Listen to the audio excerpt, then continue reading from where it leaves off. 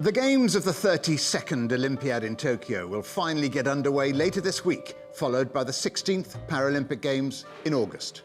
But they will, of course, be Olympics and Paralympics like no other before them. Delayed by 12 months by the COVID pandemic, the Games will now go ahead, but in central Tokyo at least, without a single spectator there to cheer on the athletes. Ticket sales had already been sluggish, with fewer than 5 million sold even before the latest Tokyo state of emergency announcement, more than 1 million fewer than at recent Games in Rio and Beijing, and over 3 million fewer than the record-breaking London Games of 2012.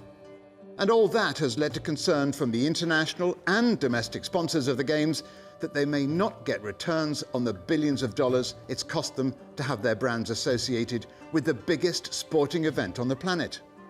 And for the more than 11,000 athletes expected to compete, it's going to be a very different experience. Where usually they can use the crowd to propel them to greater levels of performance, this time, the usual deafening roar of support will be entirely absent. With fewer than 20% of the Japanese population currently having had a single vaccine dose, there is real concern the Games could lead to a huge spike in COVID cases across the country. One poll earlier this year suggested more than 80% of Japanese people thought the Games should be cancelled. Cancellation would cost Japan around $16.5 billion, a huge sum, but one which critics claim could be dwarfed by the costs associated with a nationwide post-Olympics state of emergency.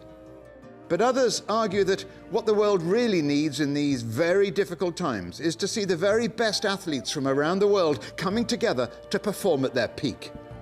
The strict measures in place to keep athletes safe is simply the price we have to pay if the Olympics are to happen in the midst of a global pandemic.